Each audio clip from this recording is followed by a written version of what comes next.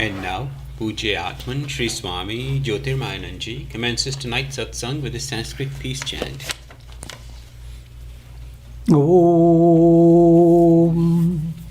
Purnamadaha Purnamidam Purnat Purnamudachyate Purnasya Purnamadaya Purnamevavashishyate.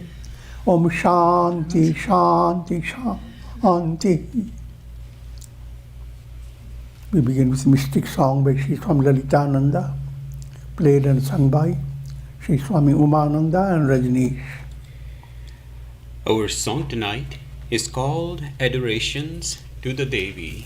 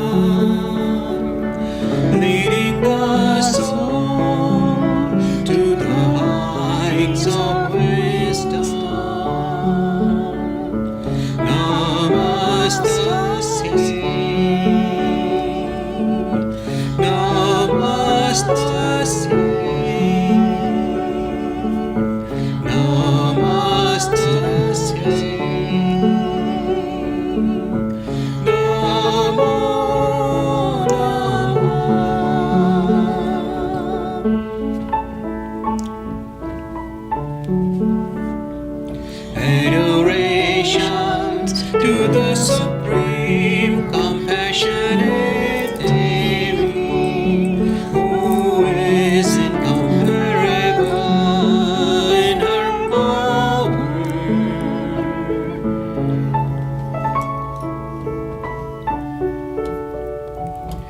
May you bestow good fortune and goodness in the dwellings of your devotees. May you grant us peace and prosperity.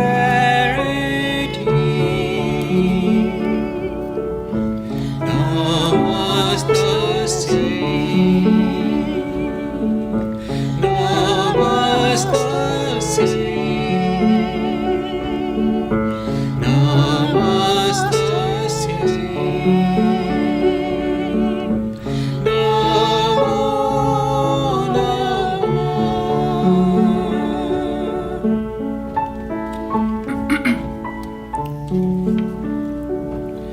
Again and again, salutations to the Devi. Your exquisite beauty is like the rays of the moon that cross the wide open sea in the night.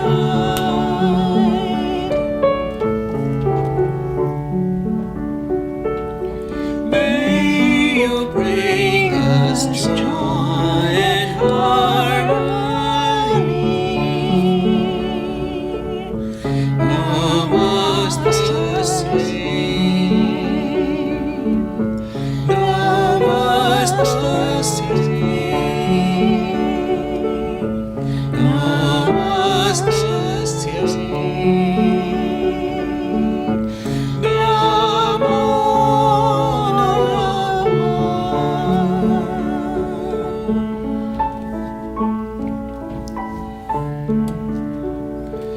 Adoration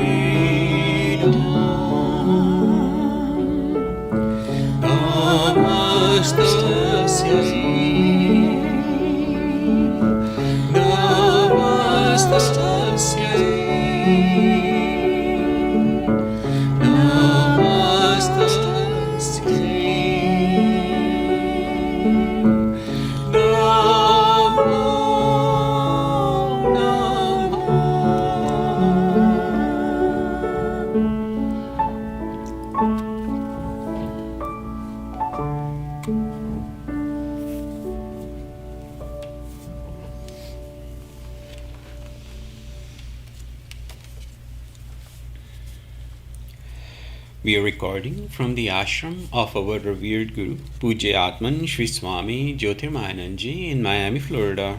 Today is May the 9th, 2021, Sunday evening, and tonight Swamiji will be lecturing on the Srimad Bhagavad Gita. This is Series 2018, class number 119. And now Pujya Atman Sri Swami Jyotirmayananda. Om Vasudeva Sutam Devam Kansachanuramardhanam Devki Paramanandam Krishnam Vande Jagadgurum. Om. Adoration to Lord Krishna, the preceptor of the universe, destroyer of the forces of darkness and bestower of immortality. Srimad Bhagavad Gita in 13th chapter, known as Kshetra Kshetrajna Vibhaga Yoga, the yoga of distinction between the field and the knower of the field.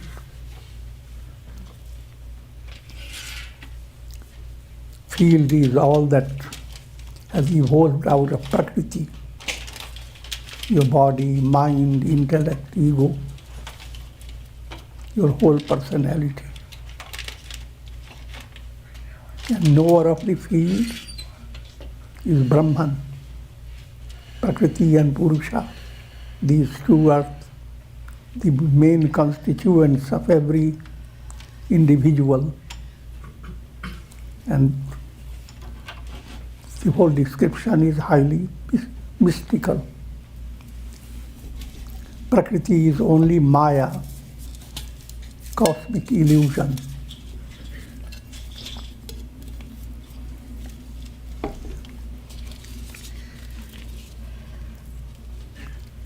Just like a magician and his magical power are one and the same. Brahman and Prakriti are one and the same. The ultimate reality is Brahman alone, absolute. So keeping that point in view, presently the topic is what constitutes wisdom, jnana. How do you know that a person has attained wisdom? All those characteristics are termed as jnana. And we have already taken the topic, and I'm just reiterating two of the verses. Absence of pride, absence of hypocrisy, non-violence, these are the characteristics of jnana. I'm just begun, so it's not finished yet. Forbearance, uprightness, service of Guru, purity, steadfastness, self-control. These are indications of jnana. And continue with these indications. Dispassion towards the objects of the senses. Absence of egoism. Reflecting upon the evils associated with birth, death, old age, disease, and pain. I've reiterated these verses. Already meaning has been given. Presently, at the Gita 13th, verse number 9. Asaktirana vishwangaha putradara grihadishu nityam cha samchittattvam nishta nishto papattishu.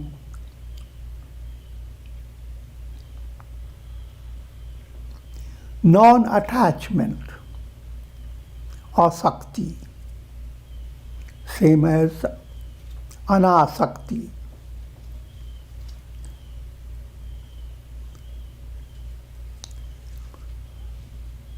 And deeper understanding must be developed.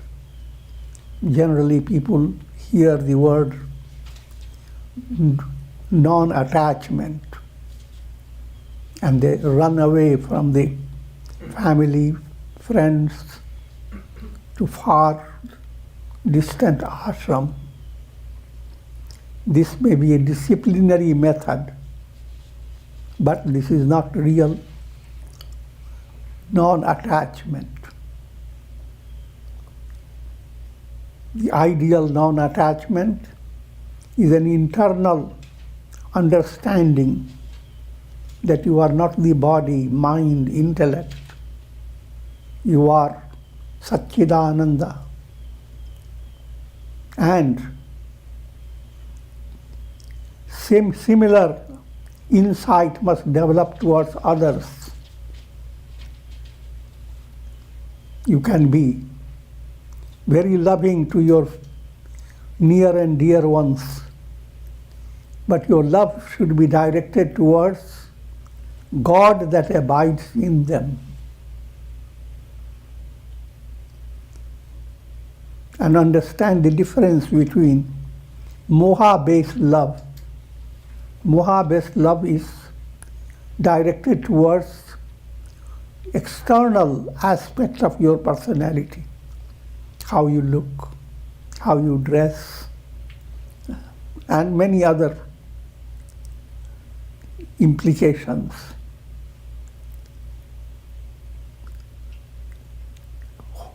While in practical world, that stage of relationship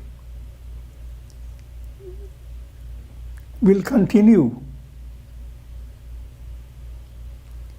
but it will become like a wave, superficial. The deeper level, constant recognition that God is being loved in your son, in your daughter, your father, in your mother, husband, wife, and God is being loved in your friends and near and dear ones. Quickly said, but is a progressive movement. But this ideal has to be hammered on your mind. Asakti. Am I getting attached? Am I getting bonded by externality?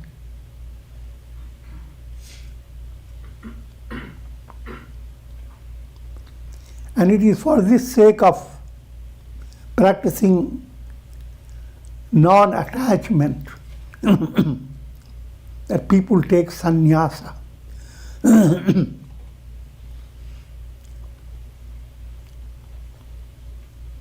And that also becomes a means to attaining the ideal of non-attachment.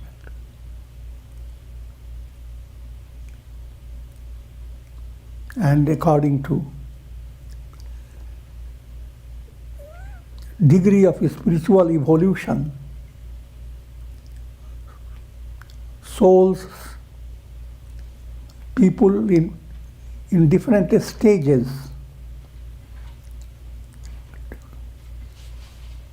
become initiated into sannyasa. Brahmacharya ashram, there are 4 stages in life. Brahmacharya, state of celibacy. Grihastha ashram, householder state. Vanaprastha is a kind of retired state.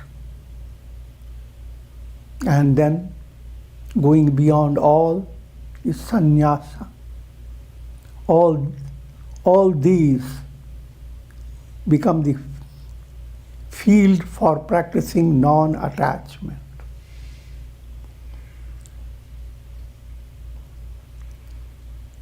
Firstly, led by your karma, good karmas and higher degrees of evolution, you begin to develop degrees of non-attachment. And if you are highly advanced, highest degree of non-attachment can develop even while you are young. Nachiketa was very young, 5-year-old, but he was enlightened.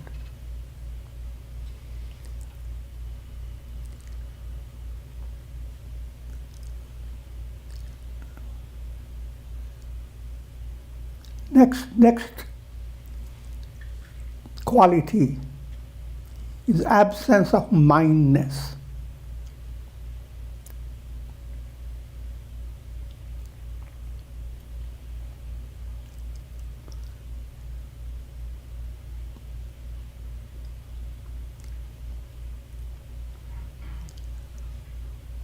Towards one's son,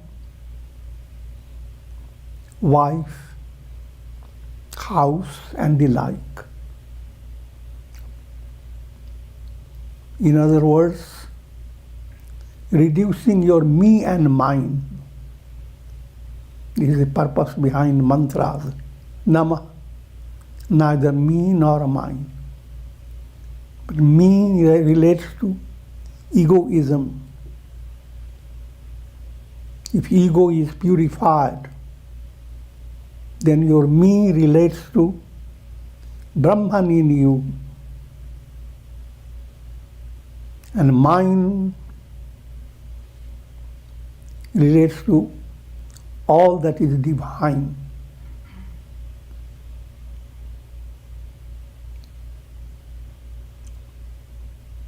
So towards all your relations and possessions,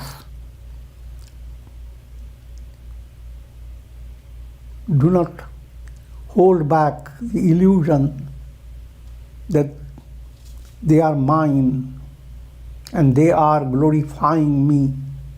I am so great because all these are mine.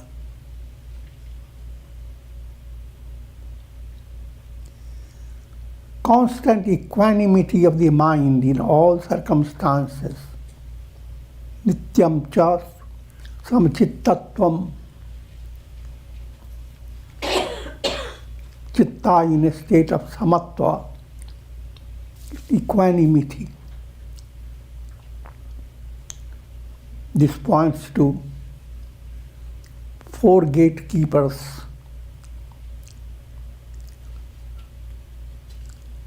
Shama, Santosh, Satsang, Vichar. Serenity, contentment,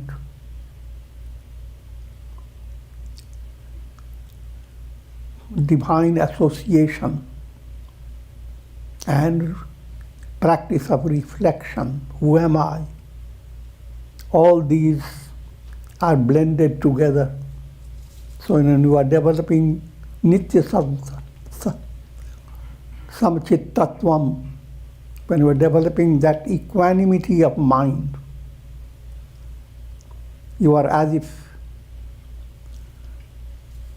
going through the gates to liberation in a profound way.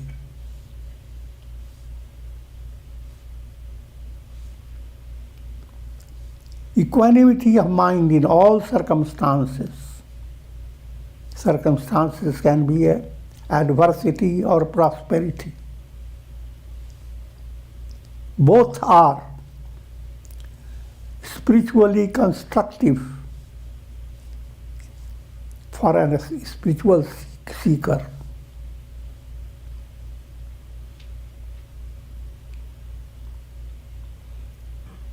दुख में सुमिरन सब करे, सुख में करे न कोई.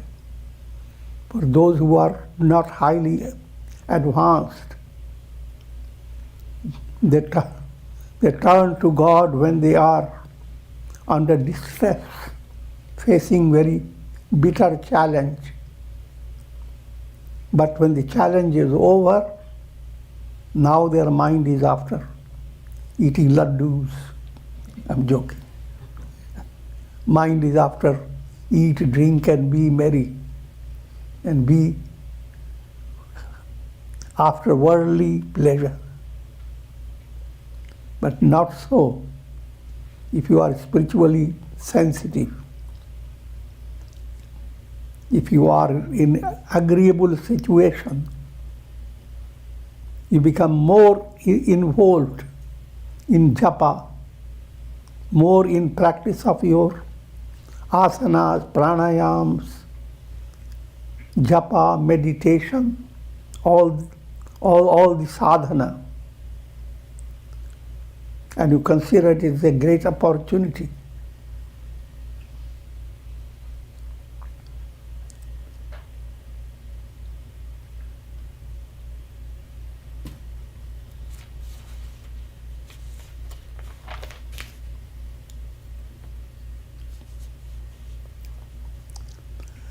मयि चानन्य योगेन भक्तिरव्यभिचारिणी विविक्तदेश सेवित्वम् अतिर्जन्म जनसंसदि.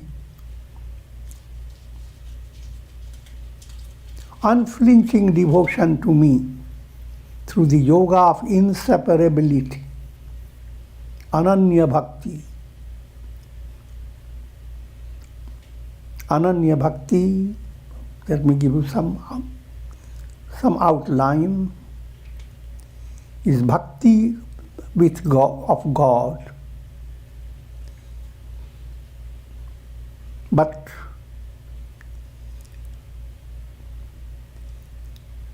in practice, you are led by different stages: Sagun Sakar, Sagun Nirakar, Nirguna Nirakar.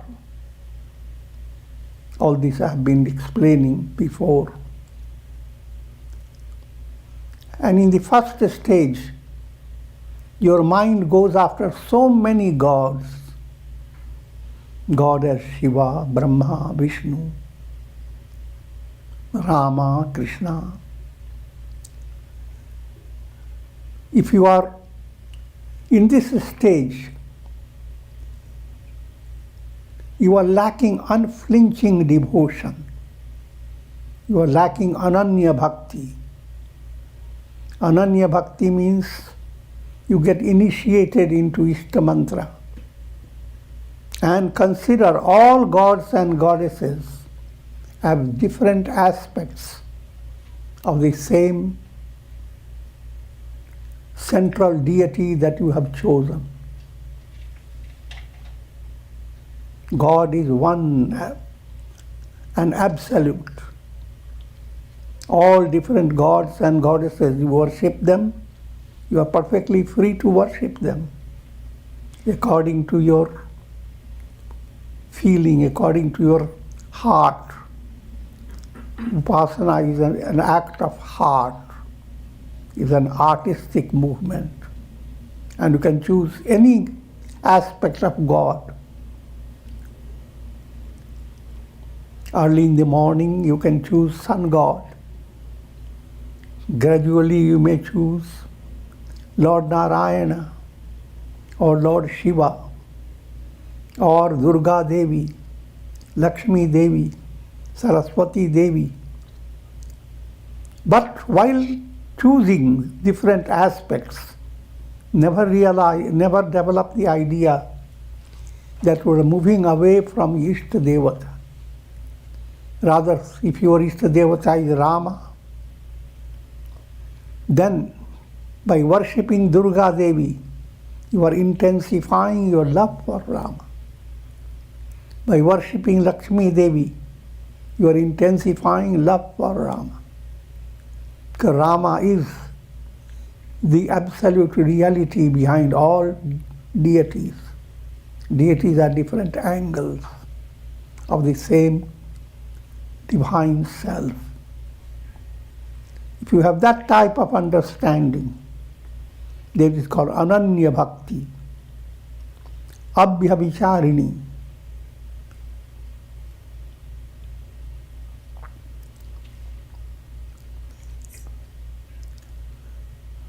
Unflinching devotion to me through the yoga of inseparability.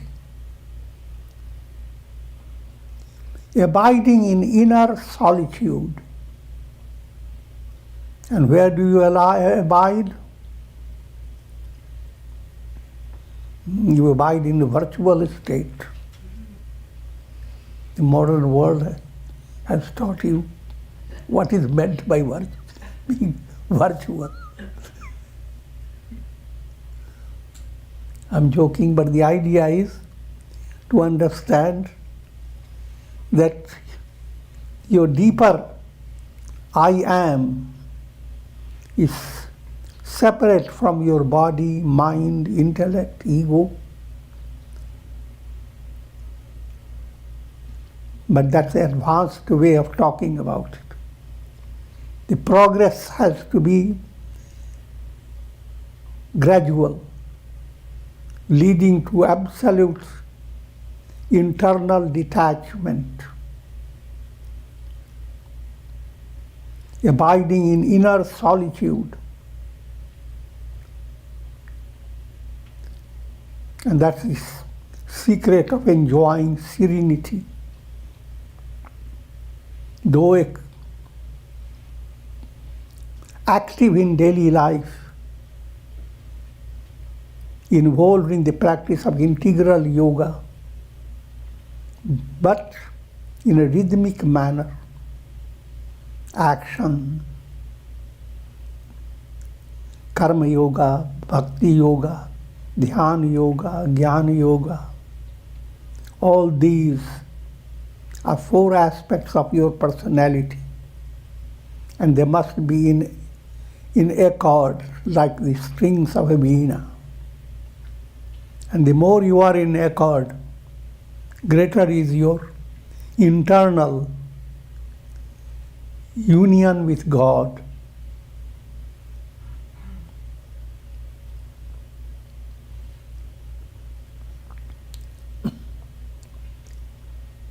When you are hearing a lot of discordant sounds, there are so many things to hear.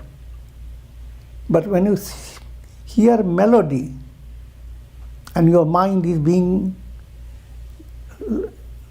led to ecstasy, you don't hear so many sounds.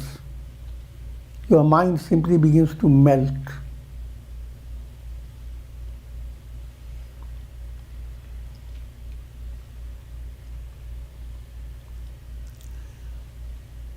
And that's what we mean by abiding in inner solitude.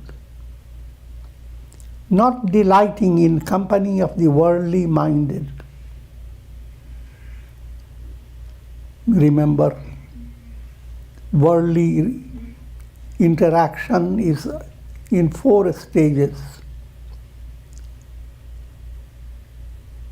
which are handled by four attitudes: Maitri, Karuna, Mudita, Upeksha. Maitri towards equal ones, towards those who are similar to you. Develop friendliness. Those who are progressing more than you, develop joyousness. Those who are lesser than you, in a degraded state, develop compassion. And those who are extremely perverted, wicked, negative, develop complete indifference.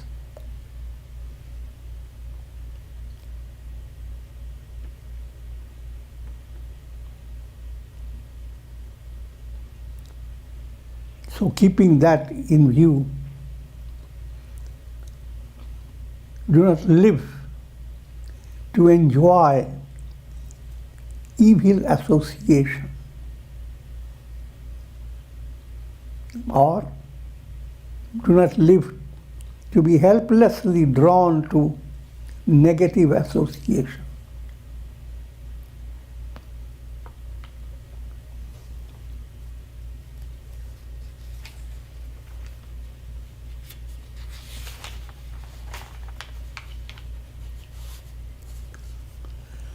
अध्यात्म ज्ञान नित्यत्वं तत्व ज्ञानार्थ दर्शनम एतद् ज्ञानमिति प्रोक्तम अज्ञानम यदतोऽन्यथा.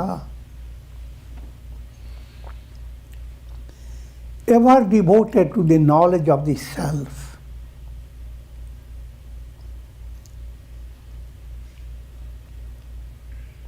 Allow your mind always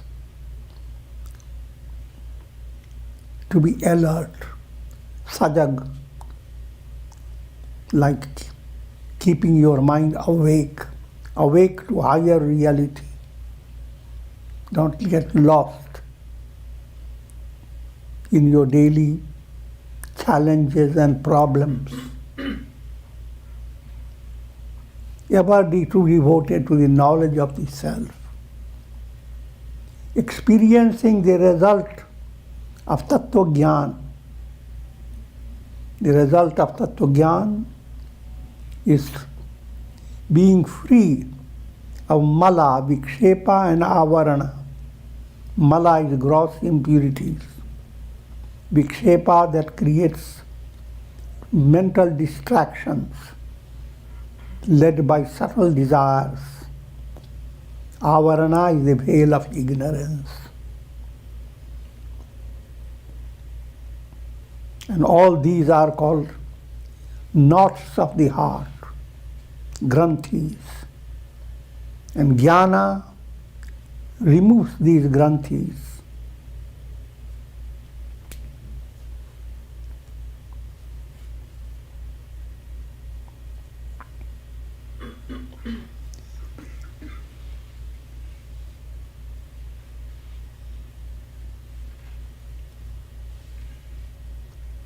And ajnana is opposed. All these virtues I have described. Counter movement is ajnana, ignorance. So instead of looking for how can I remove ignorance, continue to cultivate divine virtues. And subtle secret of developing virtue is the mantra of 3 S. Suppress, substitute, sublimate. You do not fight against your negative trait, but distance yourself from it. Look at it and recognize that it is negative. Look at it that you are suffering from a headache. This is not a pleasure opportunity for your head to put a balm on it. But it is a headache. You are going to cure it with patience. But apply balm, but with the idea of curing it.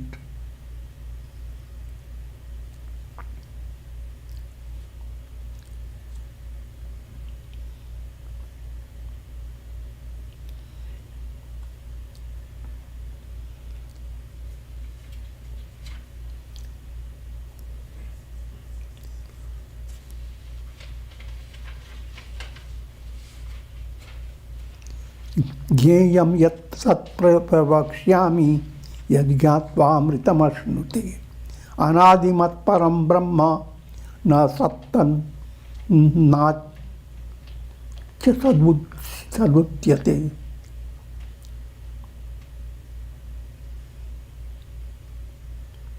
I will relate to you that which is to be known, knowing which one attains immortality.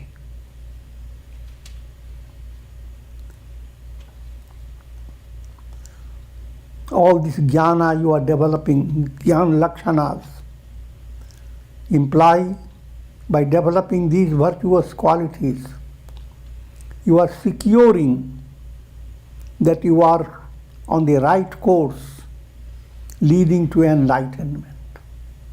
And if these virtues have become perfect, you are enlightened. But if you continue to say you are enlightened, and you are void of these virtues, that's just a joke.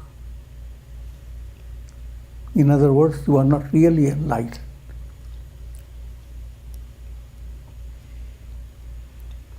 that doesn't mean you should be discouraged.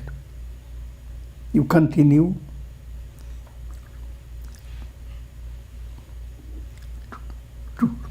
to practice your yoga, integral yoga, more and more. And to the extent you are able to control your body, mind, to that extent you are securing your progress on the path of enlightenment.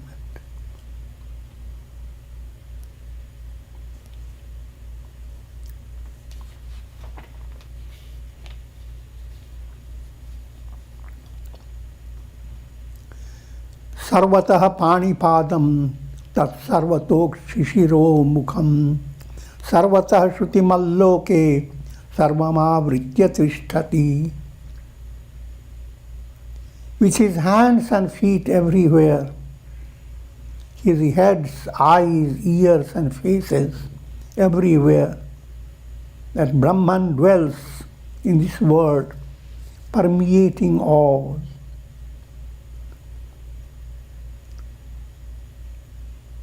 Now, the state of attaining enlightenment is being brought before your view. In order to have that state, you must discover that God is the permeating reality. In order to wake up from a dream, you must discover that it is you, your waking consciousness, that has been expressing in the form of your dream triad, the dream subject, the dream objects, the dream interaction. All these were nothing but you. But here the real you is the divine self. Real you is same as Brahman. Aham Brahmasmi. And that Brahman, in order to realize I am Brahman, there are stages. First stage is Vibhuti Yoga. To see God's presence first in things that are impressive. Beautiful blossom is impressive. Now turn your mind to God and adore God through the blossoms. Adore God through rainbows and so forth. The world has so many striking expressions of glory. So much so that the Kan mein hai Sai Ramata, that every particle of this world is viewed by you, is permeated by God. And next step, I am that all-permeating God. That God has 1,000 heads, 1,000 arms.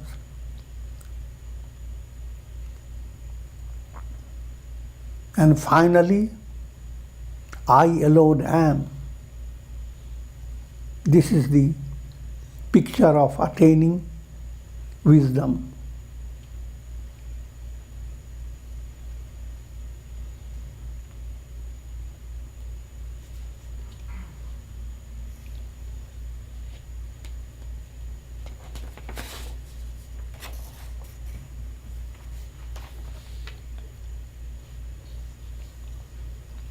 Sarvendriya gunabhasam, sarvendriya vivarjitam, asaktam sarva vrityaiva, nirgunam guna bhoktricha. It is Brahman who illumines all the senses at the same time transcends them. He is detached and yet is a sustainer of all. He is devoid of the gunas and yet he is their enjoyer. Now we are coming to more direct revelation. Where is Brahman? You don't look for elsewhere. What's the light of lights in your personality? Senses are the light. Through the senses you experience the world. But senses will not give you the experience unless there is a mind behind it. So mind is the light behind the senses. And mind will not work with precision if there is no intellect behind it. The intellect is the light of the senses, of the mind. And light of that intellect is cosmic mind. And the light of cosmic mind is light of all lights, Brahman, the Absolute. So how close you are to God, you can't imagine.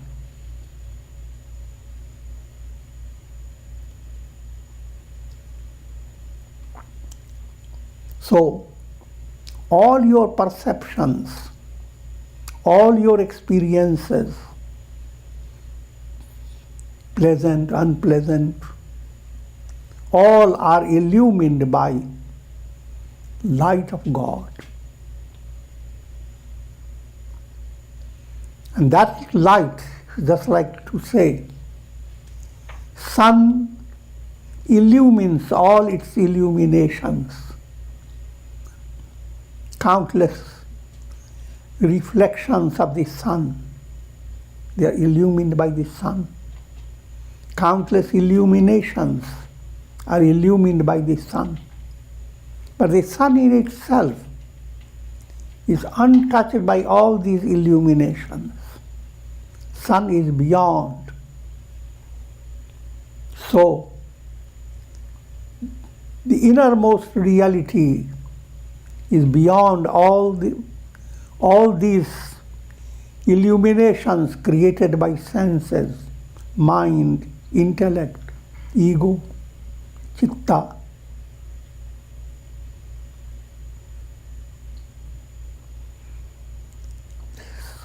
Transcending all and yet sustaining all. He is devoid of the gunas. Sattva, Rajas, Tamas. Three gunas keep the soul involved in the world. Tamas leads the soul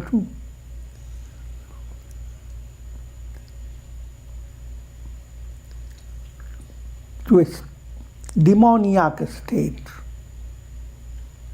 Demoniac qualities begin to develop due to tamas. Rajas is not so demoniac. It's called, in Puranas, it's described as asura.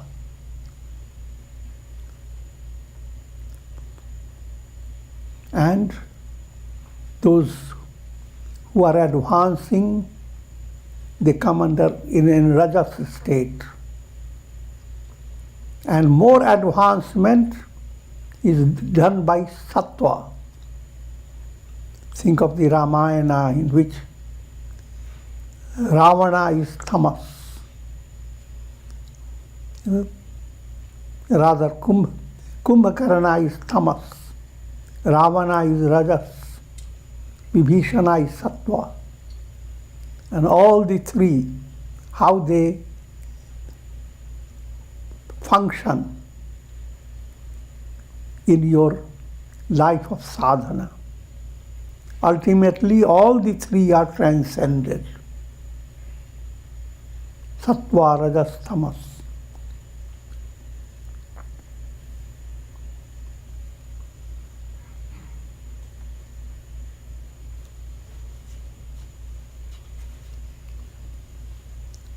Bahirantascha bhutanam acharam charamevacha shukshmatvat tadavidjeyam durastam chantikechaya tat. That Brahman is within and without all that exists, the animate and the inanimate. Because of his subtle nature, he is all permeating. He is not known through the senses. He is distant for the ignorant, at the same time very near for the wise. How near is the very essential nature of one who is enlightened. And with this I will be concluding for today.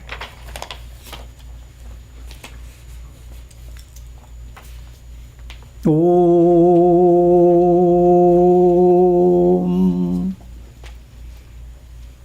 Ram Ram Ram Ram Ram. Om Shri Krishnaya Namah. Om Shri Krishnaya Namah. Om Shri Krishnaya Namah. Om. Prayer for shower Karunamaya of the grace of God over all of you with the blessings of Shakti, Bhakti and Mukti. Om Trayambakam Yajamahe Sugandhim Pushti Vardhanam Urvarukma Bandhanan Mrityor Mukshiyamamritat. Om Sarve Bhavantu Sukhina Sarve Santu Niramaya Sarve Bhadrani Pashyant Ma Kaschid Dukha Bhag Bhavet. Om Shanti Shanti Shanti. Hari Om Tat Sat.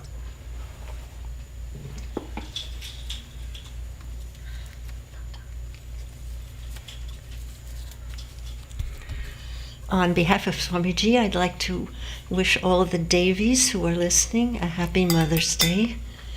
And because this has been such a difficult year for so many, I thought it would be interesting to remind you of a witty gift that we've received from Swamiji in the past. Swamiji has a very strange way of pronouncing the English word umbrella. He pronounces it Ambarelala. And the reason that he does that is because when it's raining and rain is pouring down, we reach for an umbrella. And when difficulties seem to shower upon us, it's natural and helpful to reach out to a mother for protection, to the Divine Mother for protection. And in India, when a child is crying and reaching out to the mama, the child cries out, Amba, Amba. And she replies, Relala, Relala, which means my dear one, a loved one that I love dearly. So in difficult times and in joyous times, reach out for the Ambarelala of Mother. And we conclude tonight.